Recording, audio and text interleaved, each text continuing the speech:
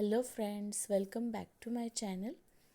आज आपण बघणार आहेत 12th महाराष्ट्र बोर्ड एक्झामसाठी जे क्वेश्चन्स विचारले जातात नॉवेल या सेक्शनवरती. Genre novel. बघा, आता 12वी बोर्ड परीक्षेचा विद्यार्थी अभ्यास करत असताना तुम्हाला प्रोज सेक्शन आहे, पोएट्री सेक्शन आहे, रायटिंग स्किल सेक्शन आहे आणि त्याचबरोबर जॉनरा नॉवेल हा पण एक सेक्शन आहे.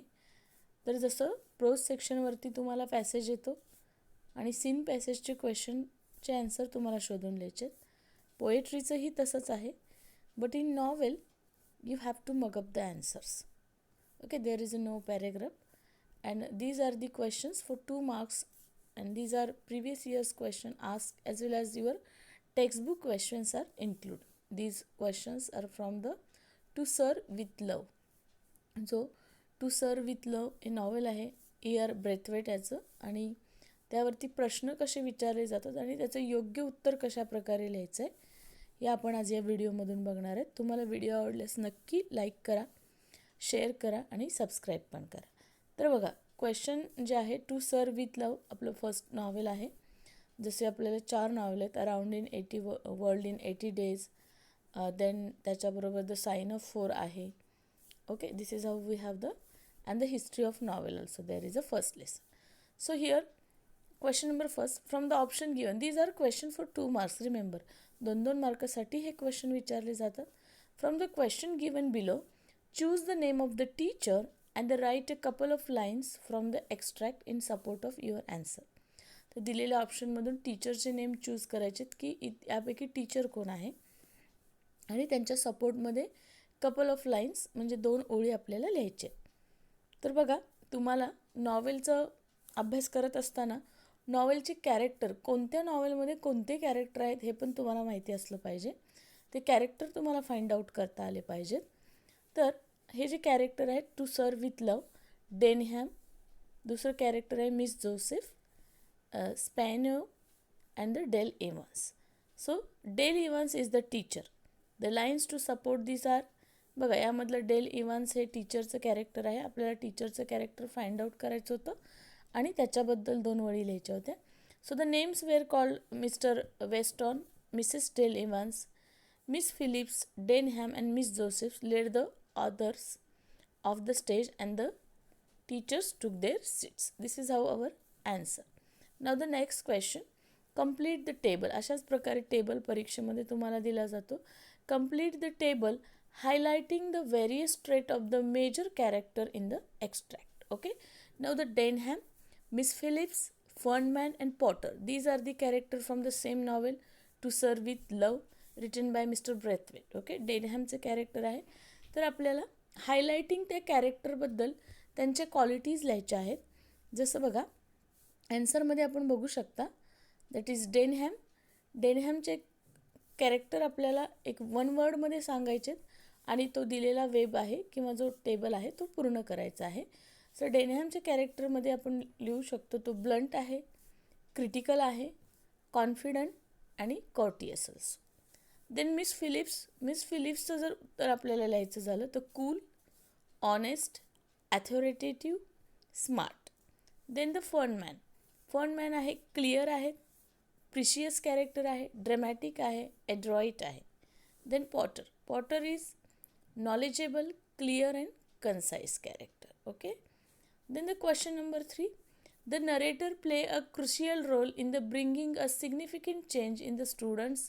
Discuss the statement by that citing some references from the extract. तर नरेटर स्वतः ऑथर आहेत E.R. ब्रेथवेट आणि त्यांनी एक क्रुशियल इम्पॉर्टंट रोल प्ले करतायत.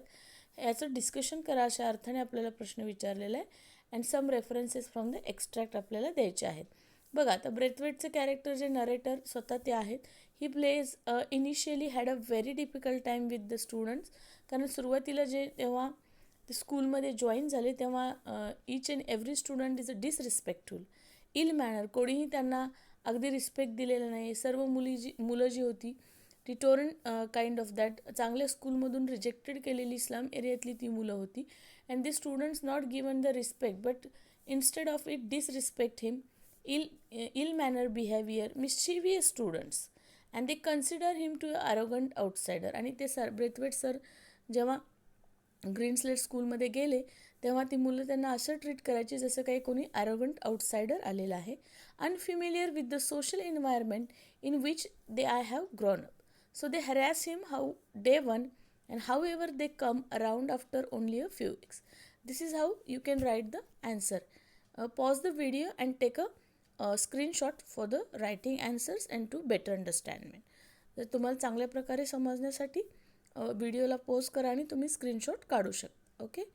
त्यानंतर बघा, Fernman brought a comic relief in the students council programme. बघा 5 नोव्हेंबरला त्यांचा स्टुडंट काउन्सिल प्रोग्राम झालेला आहे आणि त्यामध्ये फनमॅन एक कॉमिक रिलीफ त्यांना मिळालेलं आहे. कॉमेडी टाईप त्यांनी असं स्पीच दिलेलं आहे आणि तो इन्सिडेंट आपल्याला त्या नॉवेलमधून डिस्क्राईब करा असं सांगितलेलं आहे. It is for also a 2 marks question. So how will we write down the answer. मग याचा आन्सर आपण कसं लिहू शकतो.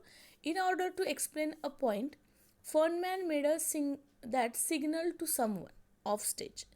2 students, Welsh and Allison, appeared bearing a skeleton between them with a sort of gallows, and when this arrangement had been set up, there was the, I am purposefully describing in English because we have to write down the answer in English also.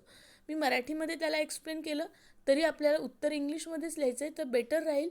You should mug up it as it is instead of understanding the meaning.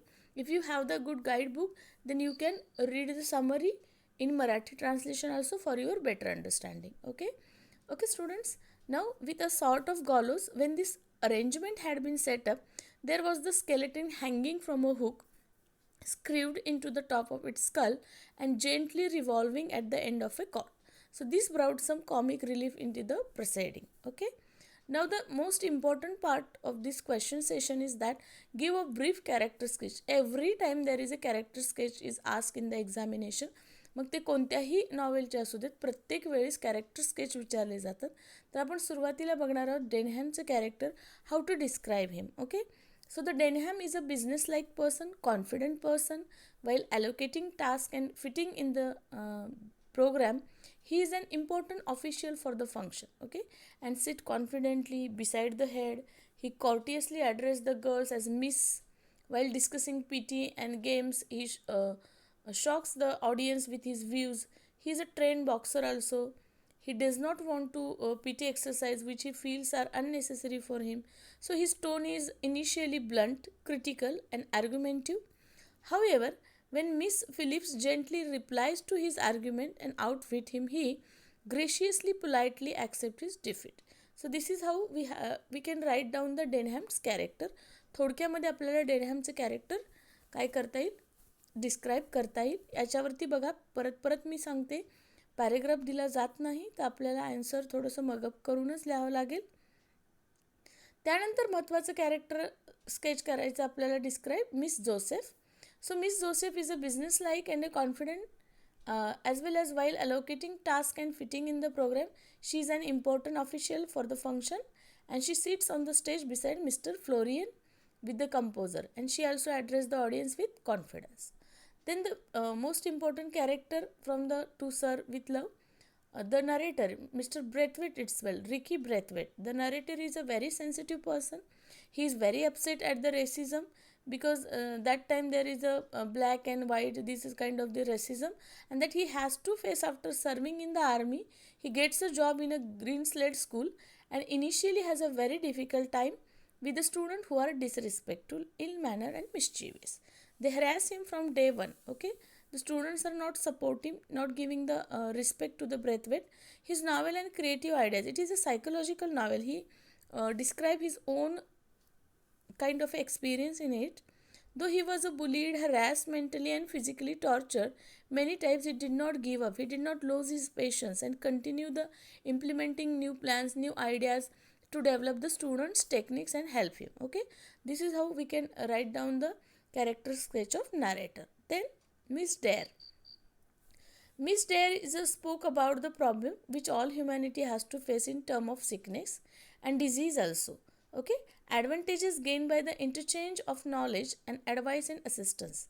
Her contribution was something of the anticlimax after Feynman's performance. Then important character is that Miss Phillips. Miss Phillips, who everyone had taught to be a freely a brainless proves while answering Denham's question. Everyone feel that she is a fool and a brainless personality.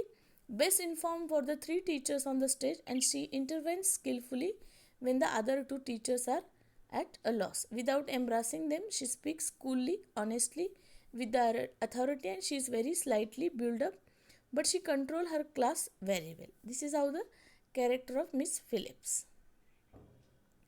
Then the next question, compare the following characters.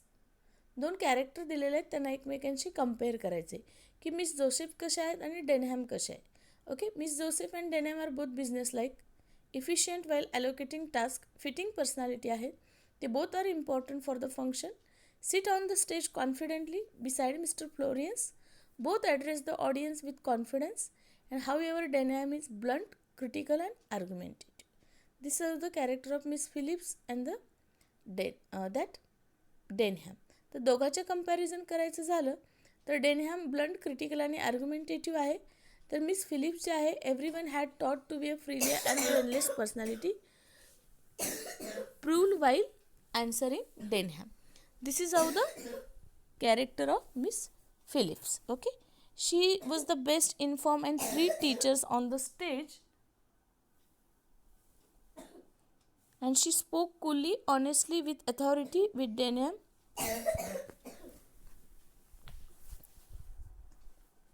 that critical and argumentative. Okay, while discussing the PT exercise that everyone has to do in school, she tells Denham that the whole timetable. Then पुढे आपण बघूया की प्लॉटवरती कसे question विचारलेले आहेत. Okay, so arrange the incident in correct sequence. नॉवेलमध्ये आलेले जे इन्सिडेंट्स आहेत ते करेक्ट सिक्वेन्सने लावायचे. बघा, क्वेश्चन आपल्याला दिलेला आहे. Denham was outwitted by miss Phillips. The head of the school closed the proceeding. Denham asserted that PT periods were a waste of time and the slips were folded and placed in hat. And Funman was a usual a tramp. असं ABCDE क्रम दिलेला आहे F पर्यंत. तर आपल्याला याच्यामध्ये correct answer लावायचं. तर सुरुवातीला येईल जी student council was held every year on 15 November. हे पहिलं सेंटेन्स असेल. त्यानंतर येईल F, Denham call out the name of the representative. त्याच्यानंतर येईल E, Fernman was a usual a trump card. Okay, त्यानंतर मग the slips were folded and placed in hat. आणि सी, त्याच्यानंतर येईल डेनहॅम असर्टेड. बघा, कोणत्या घटनेनंतर कोणती घटना घडलेली आहे. सुरुवातीला स्टुडंट काउन्सिल स्टार्ट होतं एव्हरी इयरला 15 नोव्हेंबरला, आणि Denham call out the name of the representative. Fernman was usually trump card. The slips were folded and placed in hat. Denham asserted that PT periods were waste of time. आणि शेवटी मग Denham was outwitted by Miss Phillips, and the last is that the head of the school closed the proceeding. अशा प्रकारे GFEDCEB असा क्रम त्याचा लागेल. त्याच्यानंतर दुसरा प्रश्न आहे बघा, describe in brief the purpose of organising the half yearly report programme of student council. तर आपल्याला पर्पज सांगायचं आहे. Half yearly programme report describe करायचा आहे. त्याच्या मागचा उद्देश, पर्पज आपल्याला डिस्क्राईब करायचा आहे. ओके, ज्या 2 मार्काचा आन्सर आहे म्हणून त्या पद्धतीने तेवढंच आन्सर आपल्याला लिहायचं आहे. During the half yearly report programme of students council, each class would report through the its representative on the studies pursued during the half year, which began after Easter. A representative was chosen for each subject. When all the classes had completed their report, a panel of teacher would be invited to occupy the stage and answer the question from the body of the hall on matter arising out of the various report. Now the next question, write in your words the entire half yearly report program. हा big question आहे बघा. Half yearly programme आपल्याला लिहायचा आहे. तर तुम्ही व्हिडिओला pause करून हे मोठं आन्सर लिहू शकता की कशा प्रकारे त्याला. Okay, this is how it is a large answer.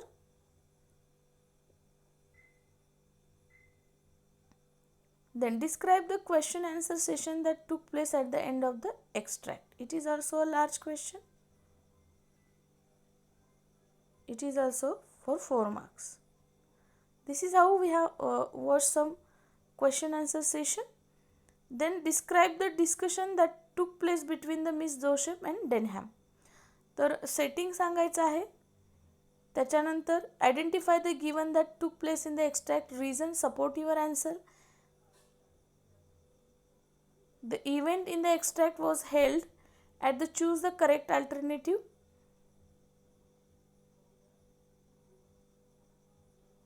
अशा प्रकारे प्रश्न तुम्हाला परीक्षेमध्ये विचारले जातात.